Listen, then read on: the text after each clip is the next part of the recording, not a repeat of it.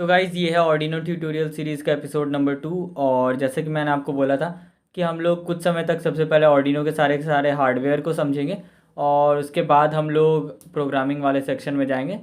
तो यहाँ पर आज एपिसोड 2 है। तो यहाँ पर आज हम लोग डिस्कस करेंगे एक और बहुत ही पॉपुलर से बोर्ड के बारे में जो ऑर्डिनो का ही है, जाहिर सी बात है। तो ये ऑर्डिनो नैनो है और यहाँ पर आप लोग देख सकते हो काफ़ी छोटा सा नज़र आता है ये, और इसीलिए इसका नाम ऑर्डिनो नैनो है और यूनो के कंपैरिजन में काफ़ी छोटा है। तो इसके स्पेसिफिकेशंस को हम लोग जानेंगे और बेसिकली ये इसे हम लोग कहाँ पर यूज़ करते हैं वो जानेंगे। तो सबसे पहले हम इसके सबसे ही मेन कंपोनेंट यानी कि ये हमारा जो आईसी है इसको हम लोग थोड़ा समझ लेते हैं। तो ये भी एट मेगा 328p आईसी है जो 16 मेगाहर्ट्ज़ पे इसे क्लॉक किया गया है। और ये वही सेम आईसी है जिसे हम ऑर्डिनो यूनो में यूज़ करते हैं। बस डिफरेंस ये है कि ये आईसी यहाँ पर सोल्डर्ड है और आप इसे निकाल करके यूज़ नहीं कर सकते हो। तो ये है इसका सबसे मेन आईसी और इसे ही आप इस ऑर्डिनो बोर्ड का ब्रेन बोल सकते हो। उसके बाद यहाँ पर हमें एक टाइप बी यूएसबी मिल जाता है और ये माइक्रो यूएसबी नहीं है, ये टाइप बी यूएसबी है। जो पुराने ज़माने में जो फ़ोन्स वगैरह आते थे उनमें जो यूएसबी होता था ये वो वाला यूएसबी है। तो आपको ये एक यूएसबी मिल जाएगा।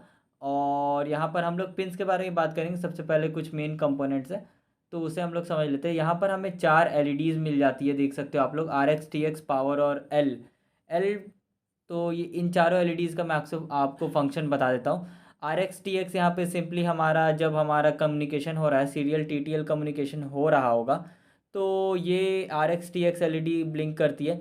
पावर एलईडी तब ऑन होती है जब हम अपने ऑर्डिनो में पावर देते हैं। और एल वाली LED direct D thirteen number pin से कनेक्ट होती है और ये तभी ग्लो करती है जब हम इसमें कुछ कमांड वगैरह दें। तो ये हमारे डी 13 नंबर पिन से कनेक्ट होता है। उसके बाद हमारे पास यहाँ पर आप देख सकते हो ये क्रिस्टल ऑसिलेटर है। तो इस क्रिस्टल ऑसिलेटर का यूज़ जैसा कि ऑर्डिनो यूनो में भी होता है यहाँ पर भी है। जितने भी टाइम रिलेटेड कैलकुलेशंस होते हैं वो ऑर्डिनो नैनो अगर खुद से कर सके, इसीलिए हम लोग यहाँ पर इस क्रिस्टल ऑसिलेटर का यूज़ करते हैं। उसके बाद आप लोग देख सकते हो एक आखिरी हार्डवेयर पार्ट यहाँ पर, और ये रीसेट बटन है इस ऑर्डिनो नैनो का। तो सिंपली रीसेट बटन हम लोग तब यूज़ करते हैं जब हमें अपने प्रोग्राम को दोबारा से स्टार्ट करना रहता है। अब हम थोड़े से पिन्स को समझ लेते हैं कि जो हमने पिन्स यहाँ पर लगा रखे हैं, मतलब जितने भी पिन्स हमें यहाँ पे मिलते हैं उन सभी के फंक्शन को जान लेते हैं। तो सबसे पहले यहाँ पर हमें 14 डिजिटल इनपुट आउटपुट पिन्स मिलते हैं। तो इसका आप लोग ध्यान रखना। हमें यहाँ पर D0 से लेकर के D13 तक, यहाँ D13 तक 14 डिजिटल इनपुट आउटपुट पिन्स मिलते हैं। फिर यहाँ पर देख सकते हो हमें 8 एनालॉग पिन्स मिलते हैं A0 से लेकर के A7 तक। तो ये हमारे 8 एनालॉग पिन्स है। उसके बाद आप देख सकते हो कि हमें PWM पिन्स भी मिलते हैं। तो यहाँ पर आपको PWM मेंशन तो नहीं किया रहेगा, लेकिन यहाँ पर हमें 6 पिन्स होते हैं हमारे पास। 6 PWM पिन्स होते हैं हमें यहाँ पर, जो डिजिटल पिन्स में ही इंटीग्रेटेड रहते हैं। और उससे आपको PWM आउटपुट मिल जाता है। तो ये हमारा कुछ पिन्स के बारे में हो गया। उसके बाद आप देख सकते हो कि यहाँ पे ग्राउंड है, यहाँ पे रीसेट है, यहाँ पे R X T X pins है, यहाँ पे 5 वोल्ट का सप्लाई के लिए है, यहाँ पे रीसेट रीसेट पिन है, यहाँ पे ग्राउंड है, यहाँ पे वीन है। तो इन सभी का यूज़ आप जनरली जानते ही हो। रीसेट पिन को हम लोग तब यूज़ करते हैं जब हमें ये करना रहता है कि किसी एक्सटर्नल बटन को हमें कनेक्ट करके यहाँ पर इस ऑर्डिनो को रीसेट करना हो, तो तब हम इसे यूज़ करते हैं।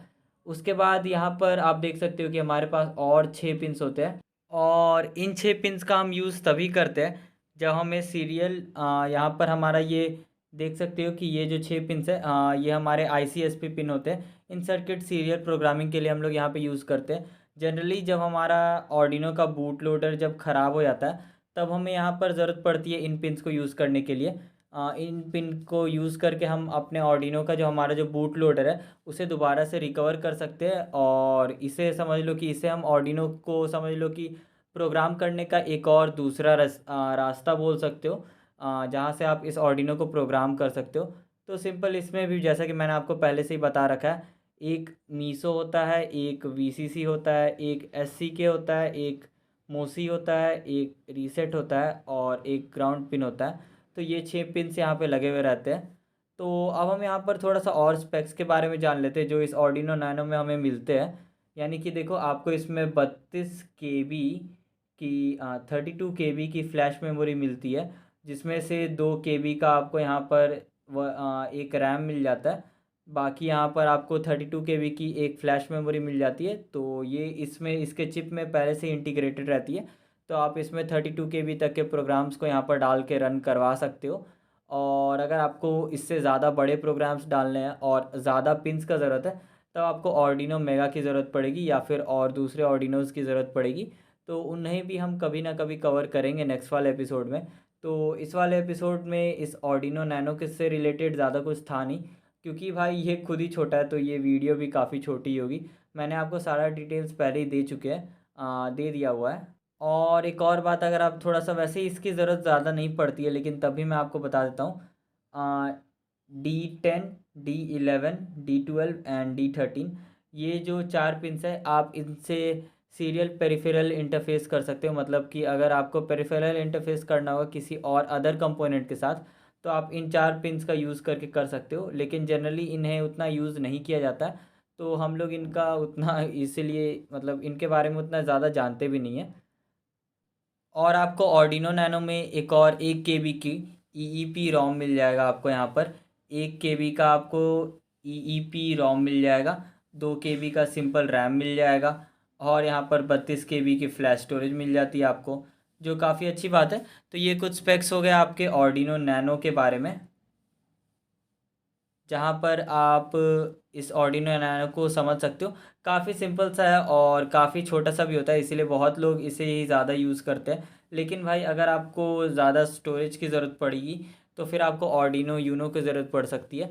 ये भी सेम वही चिप यूज़ करता है जो ऑर्डिनो यूनो यूज़ करता है, बस इसमें ये चिप ज़्यादा बोल सकते हो इंटीग्रेटेड है, और इस बोर्ड में ही पहले से सोल्डर्ड रहता है, तो आप इसे बाहर से निकाल करके यूज़ नहीं कर सकते हो।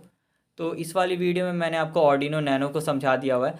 नेक्स्ट वाली वीडियो में मैं आपको ऑर्डिनो मेगा को बताऊंगा, और उसके बाद हम कुछ और बोर्ड्स को कवर करेंगे ऑर्डिनो के, और उसके बाद फिर हम लोग सॉफ्टवेयर वाले पार्ट में जाएंगे।